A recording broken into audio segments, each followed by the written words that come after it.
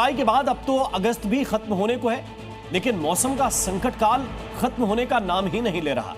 घाटी हो या पहाड़, हर तरफ हाहाकार मचा हुआ है।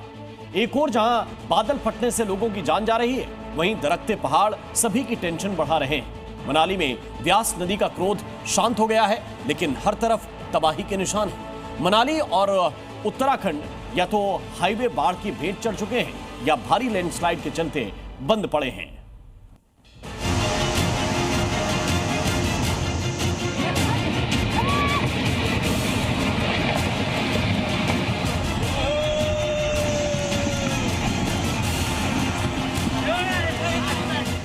रामबन हो या फिर डोडा, मनाली हो या फिर मंडी, घाटी से लेकर पहाड़ तक बादलों ने हाहाकार मचा रखा है।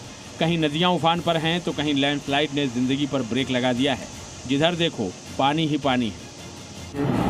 आप देख रहे हो ये पूरा जो दरिया दिख रहा है ना आपको, ये पूरा दरिया रोक दिया इस। ये रामबन का राजगढ़ गांव है। बादल फटने के बाद जो तबाही मची है, ये तस्वीर उसकी बानगी है। मलबे के नीचे कई घर दफन हो चुके हैं।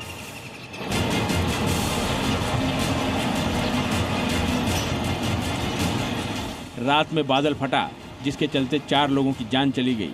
वहीं एक शख्स अभी भी लापता है। लोगों को बचाने के लिए सेना के जवान मौके पर पहुंचे और पूरे इलाके को खाली कराया गया।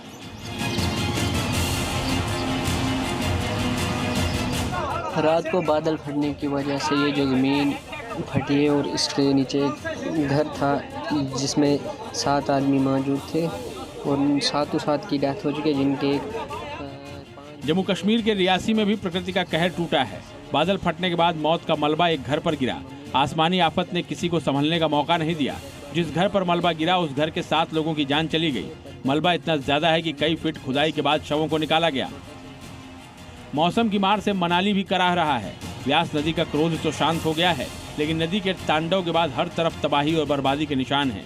कुल्लू से मनाली जाने वाले हाईवे को व्यास नदी निगल चुकी है, तो मनाली के लोग कच्चे रास्ते के जरिए अपनी मंजिल तक पहुंचने के लिए मजबूर हैं। तस्वीरें जो लगातार आ रही हैं वो परेशान करेंगी। परेशान इसलिए करेंगी कि मनाली का जीवन, मनाली का भविष्य पूरी तरीके से अब खतरे में है। जिस जगह मैं मौजूद हूँ, मेरे पीछे अगर आप ये देखें तो ये विकराल रूप से बहने वाली व्यास नदी और ठीक उसके सामने आपको नेशनल हाईवे दिखाई देगा। नेशनल हाईवे पूरी तरीके से खत्म हो चुका है। तकरीबन 40 किलोमीटर का जो पैच है वो निस्तो नाबूद हो चुका है। मनाली में अभी भी ऐसे लोग मौजूद हैं जो यहाँ से निकलना चाहते हैं, लेकिन सड़कों और रास्तों के ध्वस्त होने से न तो बाहर से मदद आ पा रही है और न यहाँ के लोग बाहर जा पा रहे हैं। इस आपदा का सबसे ज्यादा नुकसान यहाँ के टूरिज्म व्यवसाय को हुआ है। इस रास्ते को 3 दिन हो गए, ये डेली थोड़ा थोड़ा बनाते हैं। पूरी बारिश के कारण रोड नीचे धस रहा है। ये डेली यहाँ दिन में काम होता है, शाम को बारिश होती है, नीचे धस रहा है रोड। तो हम लोगों को बहुत दिक्कत आ रही है। टैक्सी का काम है, बिल्कुल गाड़ी हमारी मनाली बाजार में खड़ी है तो गाड़ियाँ क्रॉस नहीं हो रही है। 3 दिन से हमारी गाड़ी खड़ी है तो रोजगार बिल्कुल ठप पड़ा हुआ है। जितने परेशान यहाँ फंसे टूरिस्ट हैं, उससे कहीं ज्यादा परेशान हैं यहाँ के बाशिंदे, क्योंकि आसमानी आफत के चलते बिजली के खंभे उखड़ चुके हैं। पीने के पानी की सप्लाई भी ठप पड़ चुकी है। पानी की समस्या यहाँ बता रहे हैं कि पानी लाइट की सबकी समस्या है। कुछ नहीं, बुरा हाल है, रोड का बुरा हाल है। कितना पैदल चलना पड़ रहा है अभी आप लोग को? पैदल तो है को 10-12 किलोमीटर। 10-12 किलोमीटर ऐसे जी मनाली तक जाना पड़ता है सर।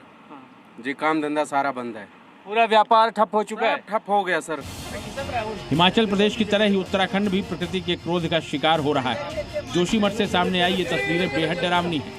चट्टान का एक बड़ा हिस्सा भरभरा कर हाईवे पर आ गिरा।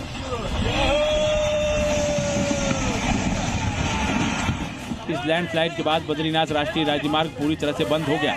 गनीमत ये रही कि जिस समय पहाड़ दरका उस समय ट्रैफिक को रोक दिया गया था। जोशीमठ की तरह ही धारचूला इलाके में भी पहाड़ दरक गया। भारी चट्टान और बोल्डर का मलबा सड़क पर आ थमका, जिसके चलते सोबला मोटर मार्ग पूरी तरह से बंद हो गया। गनीमत रही कि इस दौरान कोई गाड़ी वहां से नहीं गुजर रही थी। पहाड़ों से लगातार हो रही बारिश लोगों को डरा रही है। कहीं बादल फटने से लोगों की जान जा रही है तो कहीं आपदा के बाद उससे उबरने की कवायद जारी है। कुल मिलाकर पहाड़ों पर बादलों की विनाश लीला जारी है। ब्रजेश तिवारी के साथ ब्यूरो रिपोर्ट, जी मीडिया। जी न्यूज़।